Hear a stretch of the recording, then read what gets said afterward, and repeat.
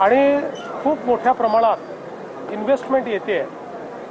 आपण बघितलं असेल तर 2022 पासून पुन्हा एकदा महाराष्ट्र हा FDI मध्ये नंबर 1 झालेला आहे. तो 2015 ते 19 होताच, 19 ते 22 तो मागे गेला होता. पुन्हा नंबर 1 आपण झालेलो आहे.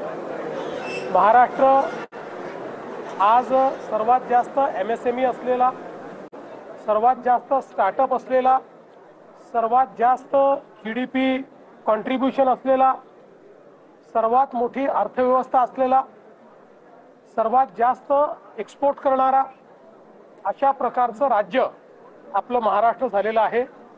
आणि विशेषतः आपल्या देशाचे प्रधानमंत्री मोदीजी यांच्या पॉलिसीजमुळे आणि महाराष्ट्र सरकारच्या इन्फ्रास्ट्रक्चर पुशमुळे महाराष्ट्रामध्ये उद्योगस्नेही वातावरण तयार झालं आहे. आणि म्हणून आज सर्वात जास्त देशातली इन्व्हेस्टमेंट ही महाराष्ट्रामध्ये येते.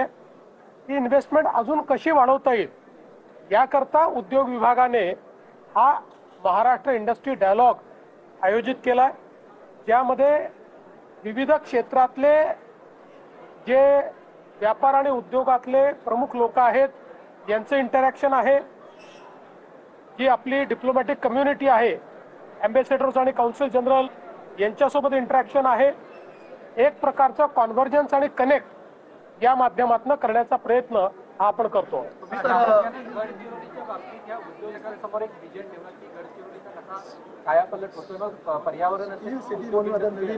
निश्चितपणे गडचिरोलीला स्टील सिटी म्हणून विकसित करण्याचा आमचा प्रयत्न आहे.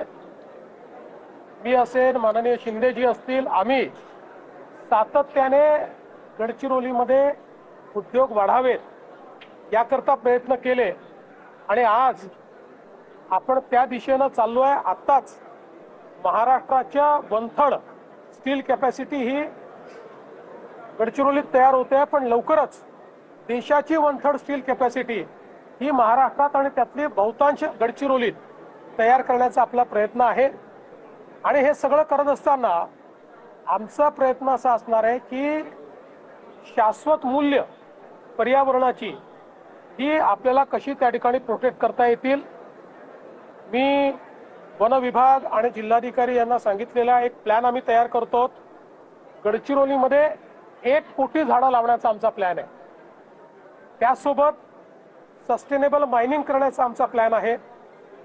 आम्ही प्रयत्न करतो की गॅसची उपलब्धता करून या स्टील इंडस्ट्री गॅस बेस कशा करता येतील हा आमचा प्रयत्न आहे.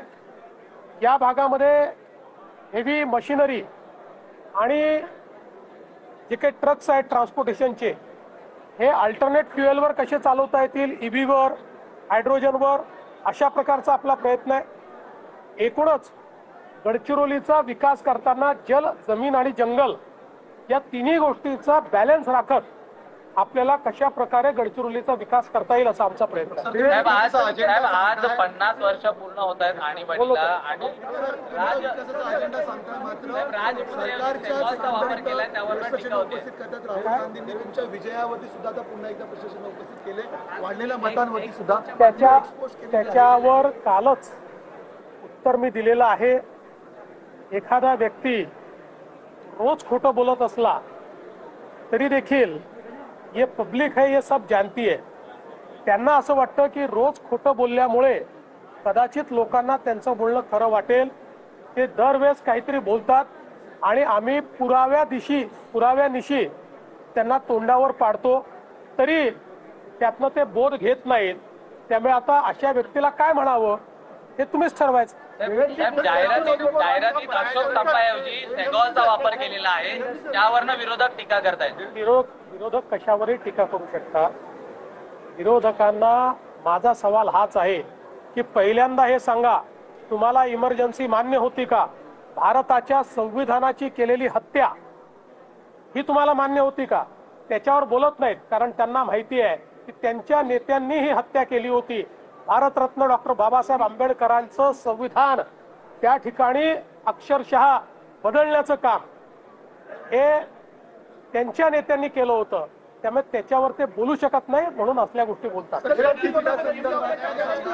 काँग्रेसकडून जर शक्तीपीठाला विरोध होतोय, काँग्रेस भारत सरकार हो या राज्य सरकार हो, इस तरीके के आयोजन कर रही है, ये कहीं न कहीं ठीक नहीं है और जानबूझ के टारगेट। देखिए, इसका जवाब मैंने थोड़ी देर पहले ही दे दिया है, मैं बार बार शक्तीपीठाला काँग्रेसकडून विरोध होताना पाहायला मिळतोय.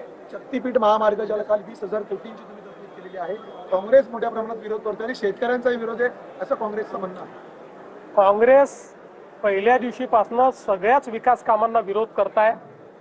समृद्धीचा विरोध करणारी हीच मंडळी होती, पण लोकांनी समोरून येऊन समृद्धी महामार्गाला समर्थन दिलं. आपणही बघितलं मागच्या काळामध्ये कोल्हापूरच्या एअरपोर्टवर त्या ठिकाणी 300-350 शेतकरी यांनी मला घेराव घातला आणि सह्यांचे पत्र दिले आणि त्यांनी सांगितलं आम्हाला शक्तीपीठ महामार्ग हवा आहे. त्यांनी सांगितलं आम्ही खरे शेतकरी आहोत आणि तुम्ही आमच्या सह्या व्हेरीफाय करा, आमच्या नावाने शेती आहे की नाही व्हेरीफाय करा. ठीक आहे, काही लोकांचा त्या ठिकाणी विरोध असू शकतो, त्यांच्याशी संवाद आम्ही करू. कालच उपमुख्यमंत्री महोदयांनी सांगितलेलं आहे की आम्हाला संवादाने हे करायचंय, आम्ही संवाद करू, पण राजकीय विरोध जे करतील त्यांना मात्र आम्ही बधणार नाही. अजित पवारांनी काल हिंदी संदर्भात आपली भूमिका सांगितली की पहिली 4थी पर्यंत हिंदी नको, 5वी नंतर हिंदीची सक्ती असावी असं अजित पवारच म्हणतात. असं आहे की आमचे मंत्री दादाजी भुसे यांना आम्ही जबाबदारी दिलेली आहे सगळ्यांची चर्चा करण्याची, नवीन शिक्षण पद्धती काय आहे ती समजावून सांगण्याची, या शिक्षण पद्धतीमध्ये क्रेडिट सिस्टीम काय आहे ती समजावून सांगण्याची. आमचा प्रयत्न एवढाच आहे की आमचा मराठी मुलगा हा या क्रेडिट सिस्टीममध्ये मागे राहू नये, इतर माध्यमातली मुलं ही त्याच्या पुढे जाऊ नयेत, केवळ क्रेडिट सिस्टीम आपण योग्य प्रकारे पाहिली नाही म्हणून. त्यामुळे या संदर्भात सगळ्यांची चर्चा दादा भुसे करतील आणि मग आम्ही अंतिम निर्णय त्या संदर्भातला घेऊ. आमच्या मुलांच्या हिताचा निर्णय आणि मराठीच्याच हिताचा निर्णय घेऊ. आपने कहा 3 टाइम ज्यादा होगा से लेकर के और इलेक्ट्रॉनिक व्हीकल्स को लेकर कहा संभाजी नगर पूरे देश का कैपिटल होगा. इन तीनों चीजों को देखिए, वाढ़वन जो पोर्ट है ये आज हमारे देश का सबसे बड़ा पोर्ट JNPA है, जो 60% कंटेनर ट्रैफिक को हैंडल करता है. इससे 3 गुना बड़ा वाढ़वन पोर्ट हम लोग तैयार कर रहे हैं. प्रधानमंत्री जी ने उसकी नींव रखी है और उसके कारण महाराष्ट्र ये एक प्रकार से देश का इंडस्ट्री और लॉजिस्टिक का मैग्नेट तैयार हो रहा है. तर गडचिरोलीला या ठिकाणी गुंतवणुकीत महाराष्ट्र नंबर 1 वर असल्याचं मुख्यमंत्र्यांनी म्हटलंय. यासह देशात सर्वात जास्त गुंतवणूक महाराष्ट्रातच येते.